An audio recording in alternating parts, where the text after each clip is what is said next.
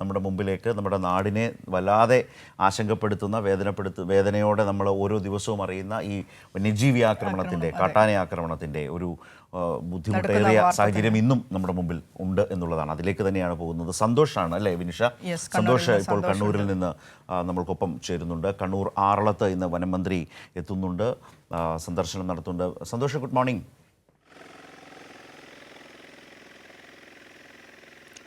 Good morning Sarath, Vinisha. Okay സന്തോഷം. ഏതായാലും ആറളത്തെ അവസ്ഥയാണ് എല്ലാവരെയും വല്ലാതെ ബുദ്ധിമുട്ടിലാക്കുന്നത്, വേദനിപ്പിക്കുന്നത്. അതൊരു വല്ലാത്ത സാഹചര്യം തന്നെയാണത്. ആറളത്ത് മാത്രമല്ല, സംസ്ഥാനത്തിൻ്റെ പല മലയോര ഭാഗങ്ങളിലും സംഭവിച്ചുകൊണ്ടിരിക്കുന്നു. ഇപ്പോൾ നമ്മൾ ചർച്ച ചെയ്യുന്നത്, മനസ്സിലാക്കുന്നത് എല്ലാം ആറളത്തെക്കുറിച്ചാണ്. അവിടുത്തെ ഇന്നലത്തെ കാട്ടാന ആക്രമണത്തിലെ 2 മരണം അതുമായി ബന്ധപ്പെട്ടാണല്ലോ.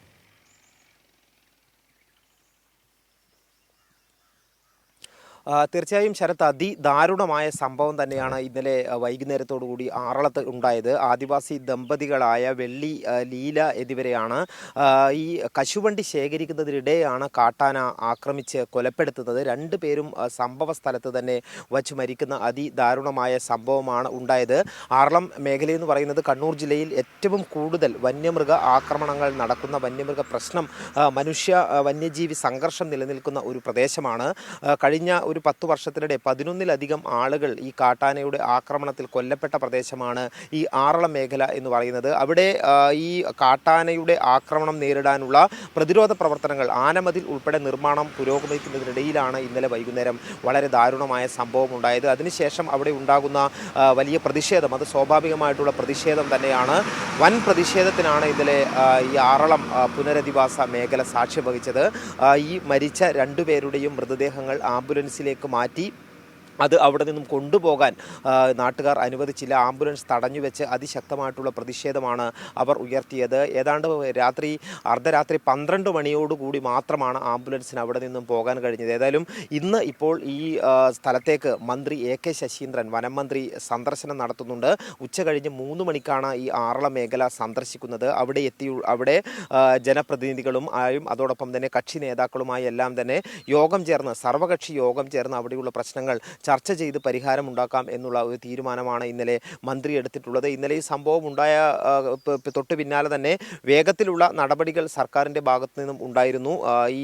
ഉടൻ തന്നെ ജില്ലാ കളക്ടർക്ക് മന്ത്രി അവിടെ എത്താനുള്ള നിർദ്ദേശം നൽകുകയും മറ്റു കാര്യങ്ങൾ ഏകോപിപ്പിക്കാനുള്ള നിർദ്ദേശം നൽകുകയും ചെയ്തിരുന്നു. ഒട്ടും വൈകാതെ തന്നെ സബ് കളക്ടറാണ് ആദ്യം അവിടേക്ക് എത്തിയത്.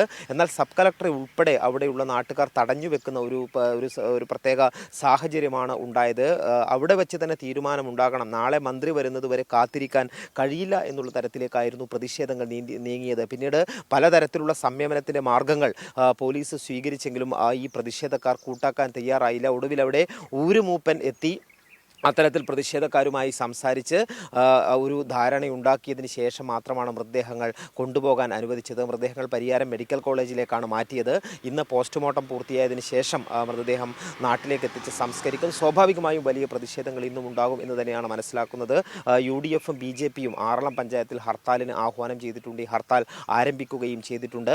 മന്ത്രി എത്തി 2 യോഗങ്ങൾ ഇന്നുണ്ട്. കലക്ടറുടെ നേതൃത്വത്തിൽ ഒരു യോഗം ചേരുന്നുണ്ട് ഉദ്യോഗസ്ഥരുടെ. അതിനുശേഷം ഈ മന്ത്രിതല യോഗം, മന്ത്രിയുടെ അധ്യക്ഷതയിലാണ് സർവകക്ഷി യോഗം ചേരുന്നത്. അത്തരത്തിൽ ഈ നടപടികൾ, കാട്ടാന ആക്രമണം നേരിടാനുള്ള നടപടികൾ ഒരുപക്ഷെ കേരളത്തിൽ തന്നെ ഏറ്റവും കൂടുതൽ ശക്തമായി നടക്കുന്ന ഒരു പ്രദേശം ആറളമാണ് എന്നുള്ളത് വസ്തുതയാണ്. കഴിഞ്ഞ ദിവസം നമ്മൾ തന്നെ അവിടെ പോയി അവിടെ ആനമതിലിൻ്റെ നിർമ്മാണവുമായി ബന്ധപ്പെട്ട ഒരു വാർത്ത റിപ്പോർട്ട് ചെയ്തിരുന്നു. ഏതാണ്ട് 11 കിലോമീറ്റർ ദൂരത്തിൽ 52 കോടി രൂപ മുടക്കിയാണ് സംസ്ഥാന സർക്കാർ അവിടെ വനത്തിന് ചുറ്റും ആനമതിൽ നിർമ്മിക്കുന്നത്.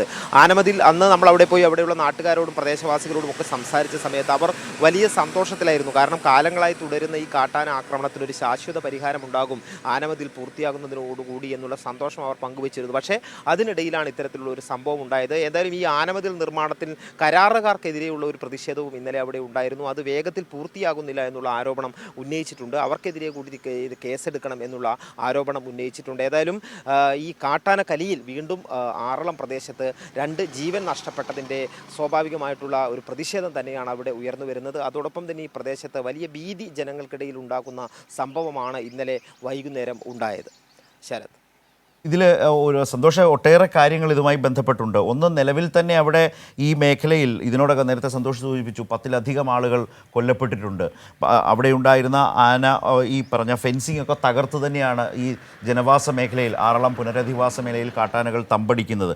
ഇപ്പോൾ അവിടെ ആനമതിലിൻ്റെ പണി നടക്കുകയാണ്. 2004 സംസ്ഥാന സർക്കാർ കേന്ദ്ര സർക്കാർ അധീനതയിൽ നിന്നും ഈ സ്ഥലം ഏറ്റെടുത്തുകൊണ്ട് അപ്പോൾ അവർക്ക് ഏറ്റവും ആശ്വാസകരമായ നടപടികൾ, ആനമതിൽ എന്ന് തന്നെയാണ് അതിനെ വിളിക്കുന്നത്, അതിൻ്റെ പണി നടക്കുന്നതിനിടയിലാണ് ഇത് സംഭവിക്കുന്നത്. ഇപ്പോൾ സംഭവിച്ചിട്ടുള്ളത് ഈ ആറളം ഫാം പുനരധിവാസ മേഖലയിലെ 13-ാം ബ്ലോക്കിലാണ് എന്നുകൂടിയാണ് നിങ്ങളൊക്കെ നൽകുന്ന വാർത്തകളിൽ ഉള്ളത്. ഇത് ഈ പുനരധിവാസ മേഖല തന്നെയാണോ അതോ മേഖലയോട് ചേർന്നുള്ള വനമേഖലയാണോ, എങ്ങനെയാണ്? അല്ലെങ്കിൽ ഈ ജനവാസ മേഖലയിൽ വലിയ തോതിൽ കാട്ടാനകൾ തമ്പടിക്കുന്ന പ്രശ്നം അവിടെ നേരിടുന്നുണ്ട്. അവിടെ പതിവ് സ്ഥലത്ത് തന്നെയാണോ ഈ കാട്ടാന ആക്രമണവും 2 പേരുടെ ജീവൻ നഷ്ടപ്പെടുന്നതിനും ഇടയായത്? അതായത് ആറളം ഈ ഒരു പ്രദേശം എന്ന് പറയുന്നത് ആറളം വന്യജീവി സങ്കേതത്തോട് ചേർന്ന് കിടക്കുന്ന പ്രദേശമാണ്. വന്യജീവി സങ്കേതത്തോട് ചേർന്നാണ് ആറളത്തെ ഈ ആദിവാസി പുനരധിവാസ മേഖലയുള്ളത്, ആറളം ഫാം ഉള്ളത്. ഈ ഒരു പ്രദേശത്തിൻ്റെ പ്രത്യേകത എന്ന് പറയുന്നത് വനമേഖലയിൽ നിന്നും മാറി ഈ ജനവാസ മേഖലയാണ്. പക്ഷേ അവിടെ ഈ ഫാം മേഖല എന്ന് പറയുന്നത് ഏക്കർ കണക്കിന് പ്രദേശം, തോട്ടങ്ങൾ, റബ്ബർ തോട്ടങ്ങൾ, അതോടൊപ്പം തന്നെ മറ്റ് പല കൃഷി തോട്ടങ്ങൾ, അതുപോലെ തന്നെ കാട് പിടിച്ച് കിടക്കുന്ന പ്രദേശങ്ങൾ, അത്തരത്തിലൊരു ഈ വലിയൊരു പ്രദേശം ഇത്തരത്തിൽ കാടുമായി ബന്ധപ്പെട്ട് കിടക്കുന്ന പ്രദേശം തന്നെയാണ്. പക്ഷേ അവിടെ ജനജീവിതം കൂടി ഉള്ള പ്രദേശമാണ്. ഈ കാട്ടാനകൾ സ്വാഭാവികമായും ആറളം വന്യജീവി സങ്കേതത്തിൽ നിന്നും ഫാമിലേക്ക് കടക്കുകയാണ് ചെയ്യുന്നത്. അവിടെ ഈ വന്യജീവി സങ്കേതവും വനവും ജനവാസ മേഖലയും തമ്മിൽ വേർതിരിക്കുന്നതിനായി പല സംവിധാനങ്ങൾ നേരത്തെ അവിടെ ഫെൻസിങ്, സോളാർ ഫെൻസിങ് സ്ഥാപിച്ചു, ട്രെഞ്ച് സ്ഥാപിച്ചു. ഇത്തരത്തിലുള്ള പല സംവിധാനങ്ങളുണ്ടെങ്കിലും അത്തരത്തിലുള്ള പ്രതിരോധ സംവിധാനങ്ങളെയെല്ലാം മറികടന്നുകൊണ്ട് കാട്ടാനകൾ കൂട്ടത്തോടു കൂടി ഫാമിൽ വരികയാണ്. ഈ വരുന്ന കാട്ടാനകൾ ഫാമിൻ്റെ പല സ്ഥലങ്ങളിലായി തമ്പടിച്ച് കാട്ടിലേക്ക് തിരിച്ചു പോകാത്ത ഒരവസ്ഥയുണ്ടാകുന്നു. ആ കാട്ടാനകളാണ് അവിടെയുള്ള പ്രദേശവാസികളെ, കൂടുതലായും ആദിവാസികളാണ്, ഇതുവരെയുള്ള കൊല്ലപ്പെട്ടവരിൽ ആദിവാസികളാണ് കൂടുതലായും ഉള്ളത്. കാരണം അവർ അധിവസിക്കുന്ന ഒരു മേഖലയാണ് അവിടെയുള്ളത്. ഈ കാട്ടാനകളെ തുരത്താനുള്ള കാര്യക്ഷമമായിട്ടുള്ള നടപടികൾ ഒരു ഭാഗത്ത് നടക്കുന്നുണ്ട്. പക്ഷേ ഈ പ്രദേശവാസികൾ ഇന്നലെ ചൂണ്ടിക്കാട്ടിയത് ഏതാണ്ട് 40ഓളം കാട്ടാനകൾ ഫാമിൻ്റെ പല സ്ഥലങ്ങളിലായി തമ്പടിച്ചിട്ടുണ്ട്. അവ പൂർണ്ണമായും ഈ വന്യജീവി സങ്കേതത്തിലേക്ക് മടങ്ങിയിട്ടില്ല എന്നുള്ളത് തന്നെയാണ്. അതൊരു വസ്തുതയുമാണ്. സ്ഥിരമായി നമ്മൾ കണ്ണൂരിൽ നിന്ന് റിപ്പോർട്ട് ചെയ്യുന്നതാണ് ഈ ആറളം ഫാം മേഖലയിൽ കാട്ടാനകളുടെ വിളയാട്ടം എന്ന് പറയുന്നത്. എന്നാൽ അടുത്ത കാലത്തായി ഈ കാട്ടാന ആക്രമണത്തിൽ ജീവൻ നഷ്ടപ്പെടുന്ന സാഹചര്യം ഉണ്ടായിരുന്നില്ല. ഒരു 2 വർഷം മുൻപാണ് ഇതിനു മുമ്പ് ഒരു സംഭവം ഉണ്ടായത്. പക്ഷേ കൃഷി നശിപ്പിക്കുന്നതും അതോടൊപ്പം തന്നെ മറ്റ് പലതരത്തിലുള്ള കാട്ടാനകളുടെ പ്രശ്നങ്ങൾ തുടർച്ചയായി ഉണ്ടാകുന്ന മേഖലയാണ്. കഴിഞ്ഞ ദിവസം ഈ കാട്ടാനയെ വനത്തിലേക്ക് ഓടിക്കുന്നതിനായി സാധാരണഗതിയിൽ സ്വീകരിക്കുന്ന നടപടികൾ എന്ന് പറയുന്നത് പടക്കം പൊട്ടിക്കുക, അതോടൊപ്പം അങ്ങനെയുള്ള മാർഗ്ഗങ്ങൾ ഉപയോഗിച്ചാണ് കാട്ടാനയെ ഓടിക്കുന്നത്. പക്ഷേ ഇപ്പോൾ ആ പടക്കം പൊട്ടിച്ചാൽ പോലും കാട്ടാന കാട്ടിലേക്ക് പോകാത്ത ഒരു സാഹചര്യമാണുള്ളത്. അങ്ങനെ കഴിഞ്ഞ ദിവസം വളരെ വ്യത്യസ്തമായിട്ടുള്ള ഒരു മാർഗം കൂടി വനംവകുപ്പ് സ്വീകരിച്ചു. വലിയ JCB കൊണ്ടുവന്ന് ഈ JCB കാട്ടി ആനയെ പേടിപ്പിച്ച് കാട്ടിലേക്ക് ഓടിക്കുന്നതിൻ്റെ ഒരു ദൃശ്യങ്ങൾ ഉണ്ടായിരുന്നു. അത്തരത്തിലുള്ള മാർഗങ്ങൾ സ്വീകരിച്ചു. ഏതായാലും ഇപ്പോൾ സർക്കാർ ഇത് ഒരുപക്ഷെ കേരളത്തിലെ ഏറ്റവും വലിയ, ഏറ്റവും സജീവമായ ഒരു, അല്ലെങ്കിൽ എടുത്തു പറയേണ്ടുന്ന ഒരു പദ്ധതിയാണ് ഈ ആനമതിൽ എന്ന് പറയുന്നത്. വലിയ ആനമതിൽ. കാരണം മറ്റെല്ലാ സംവിധാനങ്ങളും കാട്ടാന തകർക്കുമ്പോൾ കാട്ടാനക്ക് തകർക്കാൻ കഴിയാത്ത വിധമുള്ള വനമേഖലയെയും ജനവാസ മേഖലയെയും വേർതിരിക്കുന്ന വലിയ ആനമതിലിൻ്റെ നിർമ്മാണമാണ് പുരോഗമിക്കുന്നത്. സർക്കാർ ഈ പദ്ധതി തന്നെ വിവിധ വകുപ്പുകളുടെ ഏകോപനത്തിലൂടെയാണ് സാധ്യമാക്കുന്നത്. അതിൽ വനം വകുപ്പുണ്ട്, ഈ പൊതുമരാമത്ത് വകുപ്പുണ്ട്, പട്ടികജാതി പട്ടികവർഗ ക്ഷേമ വകുപ്പുണ്ട്. ഈ വകുപ്പുകളെല്ലാം ചേർന്ന് സംയോജിതമായാണ് ഈ പദ്ധതി നടപ്പിലാക്കിക്കൊണ്ടിരിക്കുന്നത്.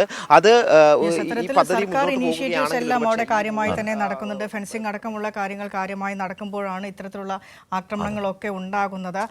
പക്ഷേ ദിവസവും ഇങ്ങനെ ആളുകൾ മരണപ്പെടുക, കൊല്ലപ്പെടുക എന്ന് പറയുന്നത് വല്ലാത്തൊരു സാഹചര്യം തന്നെയാണ്. അവർ കേന്ദ്ര വന്യ നിയമത്തിന്റെ അപാകത എത്രത്തോളം ഭേദഗതി ഇപ്പോൾ ഷാമിലൊക്കെ എഴുതിയിട്ടുണ്ട്. പ്രേക്ഷകനാണ്, വന്യജീവി നിയമത്തിൽ ഭേദഗതി വേണം. ഇത് തന്നെയാണ് കേരളം ആവശ്യപ്പെട്ടുകൊണ്ടിരിക്കുന്നത്. കേന്ദ്ര സർക്കാർ അതിന് തയ്യാറാകുന്നില്ല.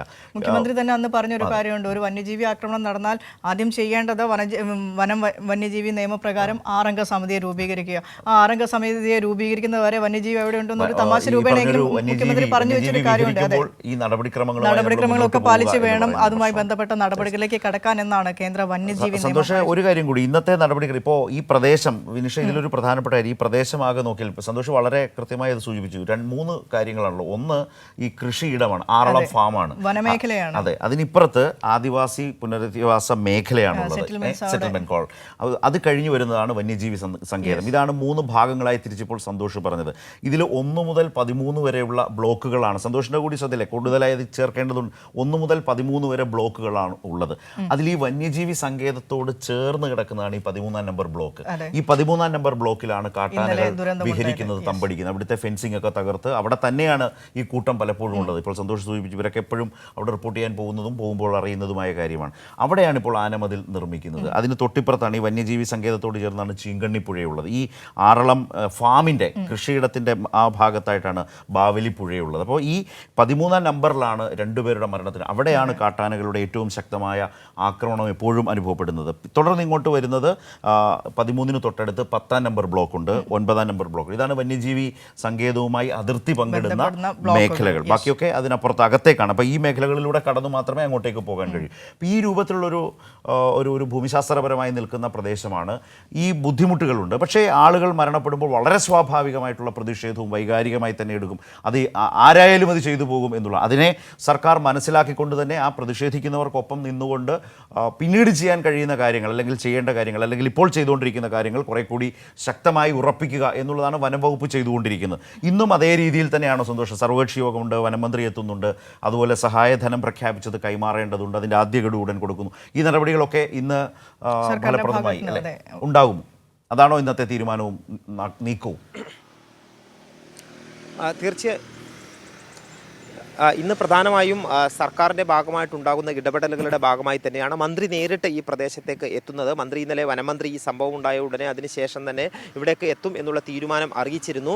ഇന്ന് ഉച്ചയ്ക്ക് ശേഷം 2 മണിയോടുകൂടി മന്ത്രി ഈ പ്രദേശത്തെത്തും എന്നുള്ളതാണ് പ്രതീക്ഷിക്കുന്നത്. അവിടെ ആറളത്ത് വെച്ച് തന്നെ, കണ്ണൂരിലാണ് ആദ്യം നിശ്ചയിച്ചിരുന്നതെങ്കിൽ പിന്നീട് അത് ആറളത്ത് വെച്ച് തന്നെ ഈ യോഗം നടത്താം, അവിടെയുള്ള എല്ലാവരെയും കാണാം എന്നുള്ള തീരുമാനത്തിലേക്ക് എത്തുകയായിരുന്നു. ആറളത്ത് വെച്ചാണ് സർവകക്ഷി യോഗം ചേരുന്നത്. ഈ സർവകക്ഷി യോഗത്തിൽ കലക്ടർ പങ്കെടുക്കുന്നുണ്ട്. അതോടൊപ്പം തന്നെ വിവിധ വകുപ്പ്, പോലീസ്, വനം, പട്ടികജാതി പട്ടികവർഗ ക്ഷേമം, പൊതുമരാമത്ത്, ഇങ്ങനെ ഉൾപ്പെടെ വിവിധ വകുപ്പുകളുടെ ഉന്നത ഉദ്യോഗസ്ഥർ കൂടി ഈ യോഗത്തിൽ പങ്കെടുക്കുന്നുണ്ട്. അതുകൂടാതെയാണ് അവിടെയുള്ള ജനപ്രതിനിധികളും മറ്റ് നേതാക്കളും കക്ഷി നേതാക്കളും ഒക്കെ പങ്കെടുക്കുന്നത്. കാരണം എല്ലാ വകുപ്പുകളുടെയും ഒരു ഏകോപനം വളരെ ആവശ്യമായി വരുന്ന ഒരു പ്രദേശമാണ് ഈ ആറളം ഈ പുനരധിവാസ മേഖല എന്ന് പറയുന്നത്. അവിടെ എല്ലാ വകുപ്പുകൾക്കും അതിൻ്റേതായിട്ടുള്ള ഇടപെടൽ ആവശ്യമായിട്ടുള്ള ഒരു പ്രദേശമാണ്. അതുകൊണ്ടാണ് അത്തരത്തിലുള്ള വകുപ്പുകളുടെ എല്ലാം തന്നെ ഉദ്യോഗസ്ഥർ ഉൾപ്പെടെ ഈ യോഗത്തിൽ പങ്കെടുക്കുന്നത്. ഏതായാലും ഇന്ന് ഈ കുടുംബത്തിന് ഇപ്പോൾ നഷ്ടപരിഹാര തുകയുടെ ആദ്യ ഗഡുവായ 5 ലക്ഷം രൂപ ഇന്ന് തന്നെ മന്ത്രി കൈമാറും എന്നുള്ള അറിയിപ്പും ലഭിച്ചിട്ടുണ്ട്. മറ്റ് നടപടിക്രമങ്ങൾ പൂർത്തീകരിച്ച് ബാക്കിയുള്ള തുക കൂടി കൈമാറും എന്നുള്ളതാണ് അറിയിച്ചിട്ടുള്ളത്. അതേസമയം തന്നെ ഇവരുടെ മൃതദേഹങ്ങൾ ഇപ്പോൾ പരിയാരം